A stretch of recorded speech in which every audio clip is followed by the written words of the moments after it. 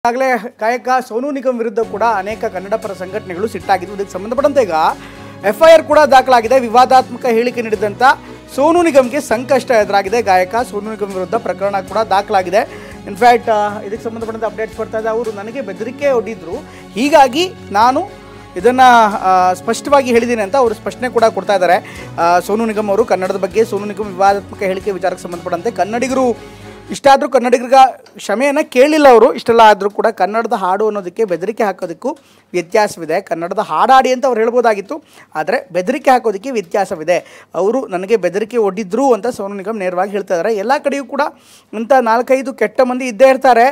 ಅವರು ಬೆದರಿಕೆ ಒಡ್ಡುವ ರೀತಿಯಲ್ಲಿ ಹಾಡುವಂತೆ ಹೇಳಿದರು. ಕಾಶ್ಮೀರದಲ್ಲಿ ಉಗ್ರರು ಭಾಷೆ ಬಳಸಲಿಲ್ಲ, ಜಾತಿ ಕೇಳಿ ಕೊಂದರು. ಹೀಗಾಗಿ ನಾನು ಪಹಲ್ಗಾಮ್ ಘಟನೆಯನ್ನು ಉದಾಹರಣೆ ನೀಡಿದೆ. ವಿಡಿಯೋ ಮೂಲಕ ಸ್ಪಷ್ಟವಾಗಿ ನಾನು ಎಲ್ಲ ವಿವರವನ್ನು ಹೇಳಿದ್ದೀನಿ ಅಂತ ಈಗ ವಿಡಿಯೋ ಸಂದೇಶದ ಮೂಲಕ ಸೋನು ನಿಗಮ್ ಹೇಳಿದ್ದಾರೆ.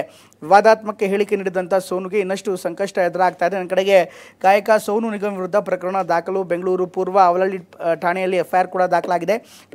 ಕನ್ನಡಿಗರ ಭಾವನೆಗೆ ಘಾಸಿ ಉಂಟು ಮಾಡಿದಂಥ ಆರೋಪದಡಿ BNS 2023-351 ಸಬ್ಸೆಕ್ಷನ್ 2 ಪ್ರಕಾರ ಈಗ ಪ್ರಕರಣ ದಾಖಲಾಗಿದೆ.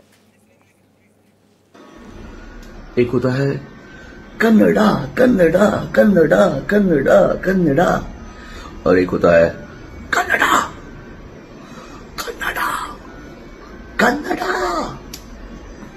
फर्क है दोनों में।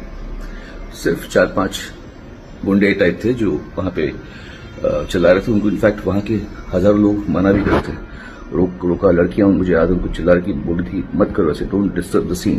उन 5 को ये बताना और ये याद दिलाना बहुत जरूरी था कि पहलगाम में जब पैंट उतारी गई थी तो भाषा नहीं पूछी गई थी।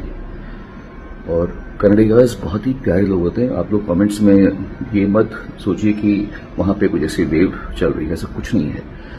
हर जगह पे 4-5 ऐसे गंदे लोग होते हैं जो हर प्रांत में, आई एम श्योर हर आपके किसी भी स्टेट में होंगे, पर उनको ये याद दिलाना बहुत जरूरी है। You can not allow them to threaten you as an audience to make you sing.